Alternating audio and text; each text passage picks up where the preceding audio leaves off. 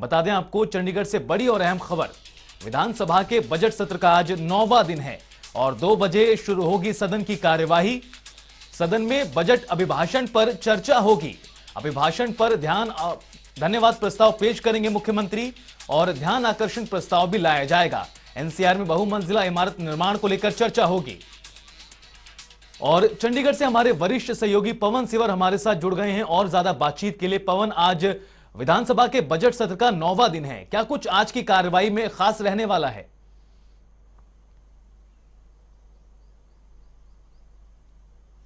बिल्कुल, देखिए, हरियाणा विधानसभा के बजट सत्र का आज 9वां दिन है और सदन की कार्यवाही दोपहर 2 बजे शुरू होनी है।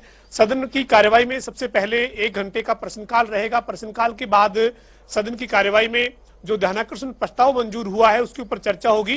कांग्रेस के विधायक चिरंजीव राव की तरफ से जो दिल्ली एनसीआर का हरियाणा का क्षेत्र है उसमें गुरुग्राम, फरीदाबाद, रेवाड़ी, मानेसर, जहां पर बहुमंजिला इमारतें बन रही है, उनमें जो निर्माण सामग्री है उसकी क्वालिटी को लेकर जो है वो एक प्रस्ताव दिया गया है और वो मंजूर हुआ है। उसके ऊपर चर्चा होगी और इस प्रस्ताव के साथ जो कांग्रेस के विधायक नीरज शर्मा है वो भी चर्चा में शामिल हो सकेंगे। साथ ही इनेलो के विधायक अभय सिंह चौटाला जो है वो भी चर्चा में शामिल हो सकेंगे, क्योंकि इसी से मिलता हुआ प्रस्ताव जो है उनकी तरफ से दिया गया था, तो अब इस प्रस्ताव के साथ उनको भी क्लब किया गया है। इसके बाद सदन में बजट अभिभाषण पर चर्चा जो है वो पुनः शुरू होगी और उसके बाद आज जो है वो मुख्यमंत्री आज धन्यवाद प्रस्ताव जो है वो सदन में रखेंगे। बजट अभिभाषण 2022-23 के ऊपर मुख्यमंत्री का ये जो प्रस्ताव है धन्यवाद, ये आज सदन में आएगा। इस दौरान मुख्यमंत्री कई घोषणाएं भी कर सकते हैं। ऐसी आज जो है वो चर्चाएं हैं, चूंकि जो कमेटियां बनाई गई थी बजट को लेकर, उन कमेटियों ने अपनी रिपोर्ट दी। उसमें से कई कमेटियों ने प्रदेश सरकार के सामने सिफारिश की है कि जो बुढ़ापा पेंशन है उसको 200 से 300 रुपए और बढ़ा दिया जाए। तो ये देखना होगा कि उन कमेटियों के सुझाव के आधार पर मुख्यमंत्री क्या कोई घोषणा आज धन्यवाद प्रस्ताव के दौरान करते हैं या नहीं करते हैं, ये देखने वाली बात रहेगी। और इसके साथ साथ आज की जो कार्रवाई है उस कार्रवाई में 6 विधेयक भी सदन के पटल पर आज जो है वो पारित होने के लिए रखे जाएंगे।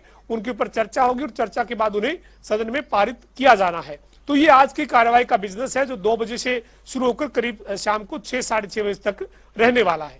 जी पवन, जिस तरह से ध्यान आकर्षण प्रस्ताव विधायकों की ओर से लाया गया है और खासतौर पर कांग्रेस की ओर से, जिस तरह से एनसीआर में निर्माणाधीन बिल्डिंगों का मुद्दा है और घटिया सामग्री का इस्तेमाल बड़े स्तर पर किया जाता रहा है, कई ऐसी घटनाएं भी सामने आई हैं। ऐसे में कहीं ना कहीं इस पूरे मुद्दे पर सदन में हंगामे के भी पूरे आसार हैं आज।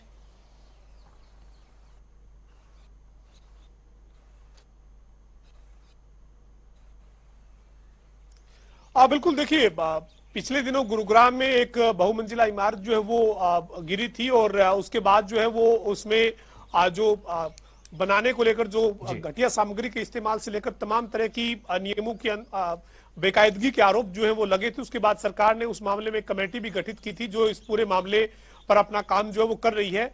तो इसी को लेकर जो है वो एक प्रस्ताव कांग्रेस के विधायक है रेवाड़ी से चिरंजीव राव, उन्होंने दिया था। उन्होंने कहा कि दिल्ली एनसीआर का जो क्षेत्र है वहां पर रातों रात बड़ी बड़ी इमारतें खड़ी हो रही हैं और उनमें जो सामग्री है, जो कंस्ट्रक्शन का मटेरियल है, वो घटिया क्वालिटी का इस्तेमाल किया जाता है। लोग जो है वहां पर अपना फ्लैट मकान ले लेते हैं, उसके बाद जो है वो उनको दिक्कतें परेशानी आती है और कई बार बड़े हादसे होते हैं। जो हाल ही में गुरुग्राम में हादसा हुआ है उसका जिक्र किया गया था और इसी तरह से उन्हीं से मिलता जुलता प्रस्ताव अभय सिंह चौटाला ने भी दिया था।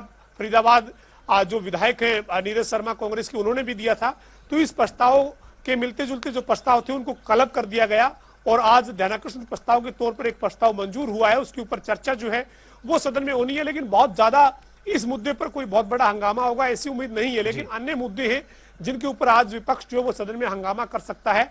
एक फूड कॉर्पोरेशन ऑफ इंडिया की तरफ से आदेश जारी किया गया है और उस आदेश में कहा गया है कि जो अडानी के हरियाणा में जो गोदाम है वहां पर गेहूं और सरसों की फसल किसान लेकर जाएं। उन जिस क्षेत्र पर अडानी के गोदाम बने हुए उन एरिया में बारदाना यानी बोरे की सप्लाई जो है वो ना की जाए। ये एक फूड कॉर्पोरेशन ऑफ इंडिया का आदेश है। इसको लेकर विपक्ष कड़ा ऐतराज जता रहा है। विपक्ष का ये कहना है कि सरकार मंडी सिस्टम को बंद करके जो बड़े बड़े उद्योगपति हैं उन्हें फायदा पहुंचाने के लिए जो वो किसानों को मंडी में जाने से रोकने के लिए इस तरीके की कवायद कर रही है। तो ये एक मुद्दा है जो चर्चा में रह सकता है। इसके ऊपर सदन में हंगामा जो है वो हो सकता है। इसके अलावा भी कई अन्य मुद्दों पर सदन में आज हंगामा देखने को मिल सकता है। बिल्कुल पवन, कहीं ना कहीं सदन में हंगामा देखने को मिल सकता है। कई अहम मुद्दे हैं विपक्ष की ओर से जो उठाए जा रहे हैं। हालांकि इस बीच धन्यवाद प्रस्ताव भी बजट अभिभाषण पर मुख्यमंत्री की ओर से पेश किया जाना है। क्या कुछ उनके धन्यवाद प्रस्ताव में रह सकता है पवन? और खास तौर पर जिस तरह से बजट कमेटियों का गठन किया गया था और जो सुझाव उनकी ओर से आए हैं, किस तरह से उन्हें अमल में लाया जा सकता है और खास तौर पर किन विषयों को लेकर विपक्ष की जो कमेटियां बजट कमेटियां गठित की गई थी उनकी ओर से सुझाव मिले हैं?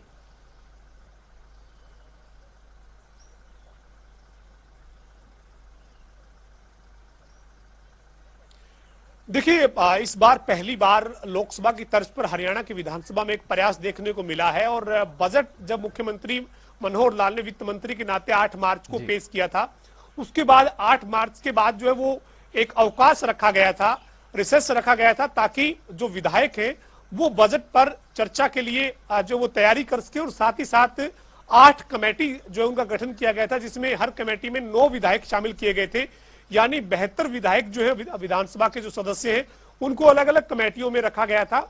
उन कमेटियों ने अपनी रिपोर्ट जो है वो सदन में रखी है। कमेटियों ने अपनी रिपोर्ट में कहा है कि शिक्षा विभाग का जो बजट है उस बजट में ज्यादा जो है वो जो बजट है उसको पहली से 5वीं क्लास तक के इंफ्रास्ट्रक्चर पर खर्च करना चाहिए। इस तरीके से सामाजिक अधिकारिता विभाग से जुड़ी जो कमेटी है उसने कहा है कि पेंशन बुजुर्गों की है उसको बढ़ाया जाना चाहिए, 200 से 300 रुपए और पेंशन बढ़ाई जा सकती है। तो इस तरीके के जो सुझाव आए हैं, कमेटियां जो एडॉक कमेटी उन्होंने अपने जो रिकमेंडेशन दी है उन रिकमेंडेशन पर और साथ ही बजट अभिभाषण पर जो लगातार चर्चा रही है, उस चर्चा के दौरान जो सत्ता पक्ष के या विपक्ष के विधायकों के जो सुझाव आए हैं उन तमाम सुझावों को लेकर आज मुख्यमंत्री जो है वो धन्यवाद प्रस्ताव जब पेश करेंगे तब देखना होगा कि मुख्यमंत्री किन किन सुझावों पर अमल करते हुए बजट में उनको जो है वो 2022-23 में जगह देते हैं। चर्चाएं हैं कि बजट में मुख्यमंत्री को जो पेंशन बढ़ाने की सिफारिश की गई है उसका असर देखने को मिल सकता है। हालांकि देखना यही होगा कि मुख्यमंत्री जब बजट अभिभाषण पर धन्यवाद प्रस्ताव लेकर आएंगे तो क्या क्या किन किन मुद्दों पर वो जो है वो बात रखेंगे। कई घोषणाओं की उम्मीद की जा रही है कि मुख्यमंत्री आज जो है वो बजट अभिभाषण पर धन्यवाद प्रस्ताव के दौरान जो है वो कई घोषणाएं कर सकते हैं, लेकिन अभी जो है वो इसके लिए इंतजार करना होगा आज मुख्यमंत्री के बजट अभिभाषण पर आने वाले धन्यवाद प्रस्ताव का, जब मुख्यमंत्री जो है वो सदन में अपनी बात रखेंगे। लेकिन कमेटियों ने सुझाव कई तरह के दिए हैं, साथ ही चर्चा के दौरान भी सत्ता पक्ष और विपक्ष के विधायकों ने कई सुझाव रखे और साथ ही साथ अपने क्षेत्र की मांगे भी कहीं न कहीं कई सुझाव सामने आए हैं। अब देखना यह है कि किस तरह से इन सुझावों को अमल में लाया जाता है और किन किन सुझावों को अमल में लाया जाता है। मुख्यमंत्री आज बजट अभिभाषण पर धन्यवाद प्रस्ताव पेश करेंगे, देखना दिलचस्प रहेगा।